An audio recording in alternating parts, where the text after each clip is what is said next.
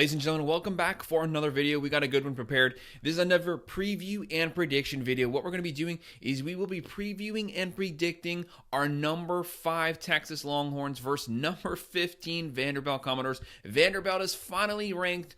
Just unfortunately, they have to play the Longhorns the very first weekend that they're ranked. We are going to break down this game, look at the rosters, look at the matchup, see how each team can win and where each team could potentially lose this matchup. And we're going to try to predict the outcome, who's going to win, who's going to lose, and what the final score will be. And we'll also take a look at the spread, the money line, and the over-under. Make sure you hit that like button and make sure you subscribe. If you have any comments about this game or any other games, please drop it below and I will respond. Every week we go over every single college football game. We also do the same thing for every NFL game as well. If you are a sports fan, if you are a football fan, make sure you hit that like button. Make sure you subscribe to the channel so you can follow along with us this season. So like I said, today we're going to be looking at the Texas Longhorns versus the Vanderbilt Commodores. This is an SEC on SEC matchup. There's a lot riding on this game. We're getting deeper and deeper into conference play. The Longhorns are coming off of that loss to the Georgia Bulldogs.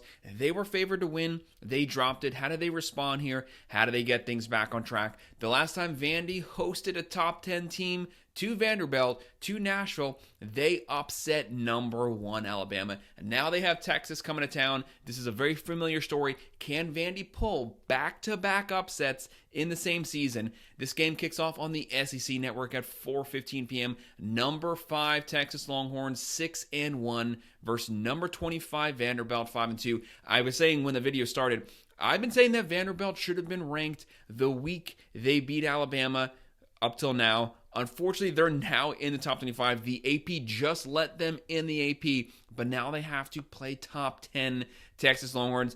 If they lose this game, they're going to get thrown right back out of the top 25. Right now, Texas is the favorite, a pretty big conference favorite here. 90.6% chance to win this game. They are 18.5-point favorites. That spread's been staying pretty calm there. It really hasn't moved, has not fluctuated. The over-under here is 52.5.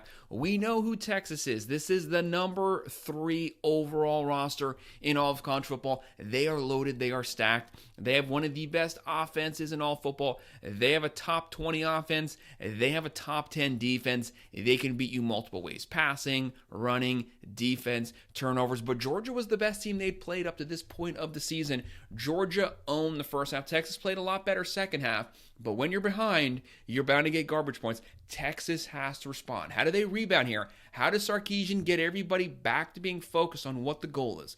The goal is trying to make that SEC championship, which is still in front of them right now. They only have one conference loss. They can win out. They can still make the SEC championship. They're still favored to make the playoffs. They just have to respond here, get everything back on track, beat Vanderbilt, take it week by week.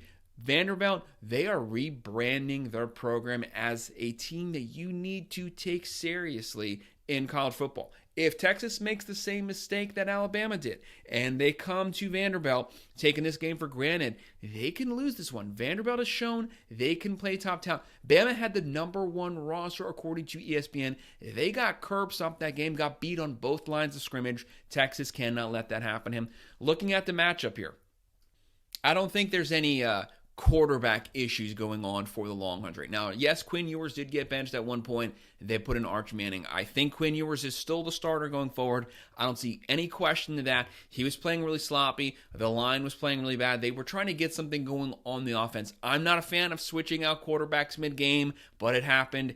It is what it is. He came back out second half. He was the starter. Quinn Ewers, even with the 3 games that he missed, is closing in on 1,200 yards, 11 touchdowns, 4 picks. Right now, Texas, they average 39.1 per game.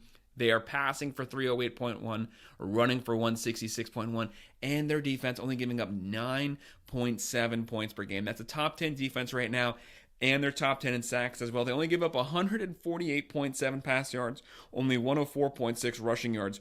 They give up just barely over 250 offensive yards every game. This is a very talented team. They're going to seek to shut the pass game down. They have a very talented secondary. If you beat them, it's going to have to be on the ground. They want you to ground and pound with them. They want to beat you at the line of scrimmage. That's their goal.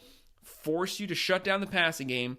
you're going to have to try to run the ball, and it's going to be a lot easier said than done to be able to run on the Texas Longhorns. They have a very deep offensive line. They lost a lot of defensive line talent to the NFL.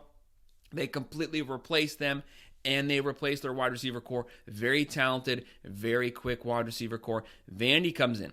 They are led by Pavia. This is a guy who basically single-handedly beat Alabama. He's closing in on 1,400 yards, 11 touchdowns, only 1 pick. Vanderbilt is not a team that turns the ball over very much. They could potentially be due for a sloppy turnover game, but as of right now, Texas cannot rely on turnovers, cannot rely on short fields to beat Vanderbilt. They're probably going to have to take it the whole field. Vandy plays very close to the game offense. They're not going to turn the ball over. They're averaging 33.1 points per game. They're throwing for 214.4. They're running for 162.1. They love to run the ball. They love to ground and pound, and they have a mobile quarterback who can scramble. That's going to test the limits of Texas's defensive line. They're going to have to be quick. They're going to have to be chasing this quarterback sideline to sideline, and that's also going to put a lot of pressure on the linebackers.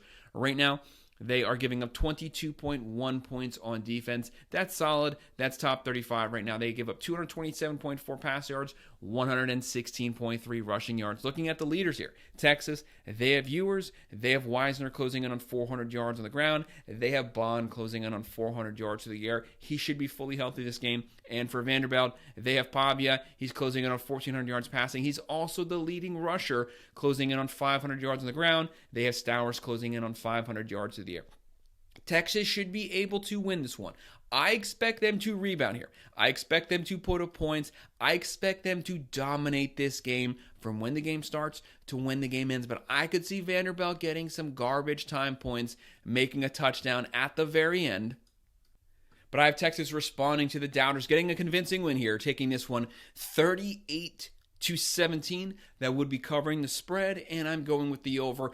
I think Texas wants to make sure to let everyone know that was just a one-time fluke game versus the Bulldogs, and they are back on track. Texas cruises here. So that's our breakdown. That's our prediction for the Texas versus Vanderbilt game. Make sure to hit that like button. Make sure to subscribe. If you have any comments, drop them below, and I will respond.